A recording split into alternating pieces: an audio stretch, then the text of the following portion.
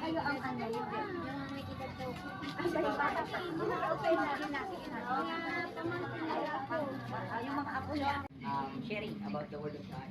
At bago po yan, tayo po ay umawit. Meron po kaming dalang himnal. At hilingi po natin si Brother JP para po sa atin pong pag-aawitan. Kami po ay bagus po na may grabe po. Page Yun. 86 po. Okay, 86. 86. Page 86, Amazing Grace. Grace that taught my heart to spare, and grace my fears relieve. How precious is thy grace appeared, the hour I first believed.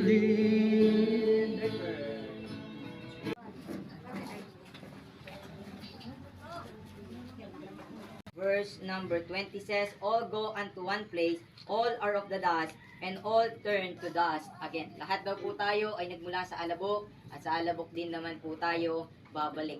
So, I want to give some or simple, a brief message from the Word of God for this afternoon, bago po natin ihatid si Nanay sa kanya pong huling hantungan, na tatlong paalaala lamang po mula sa banal na kasulatan. First, life is short.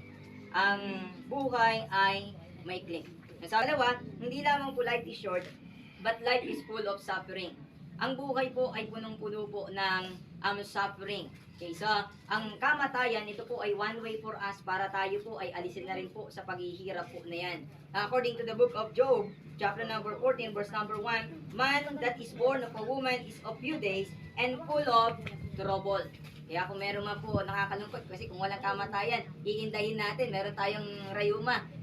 Kung example, walang kamatayan, 90 o 80 years old, may rayuma ka, bibit-bitin mo yon, na mahabang panahon na ikaw ay magdudusa. Kung tayo man ay merong mga matitinding karamdaman, ay talagang pang matagalang pagdurusa. But there is death. In that case, life is full of suffering. At yun pong kamatayan ay one way na para po tayo ay alisin po doon sa suffering po na yan. Lalo higit sa... Bye-bye! Nahuli, yung kay ano, hindi na makalipad, yung mga ano. Pero yung isa, yung Isa malaki. nahuli, oh. Ang layo na yung isa.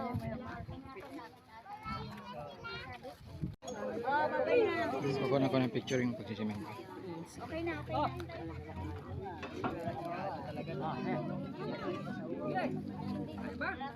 Ay ba?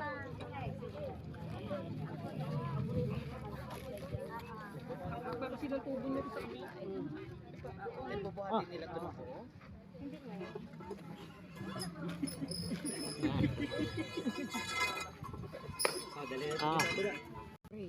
Lahat ng driver siya, hindi ka na ni yan. Parang dati may naalala ko na Sa bagay, makapal, ano? si Lola yun. Dumalaw Makapal. yung mayor.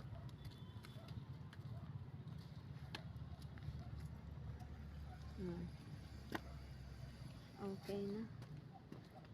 Complete.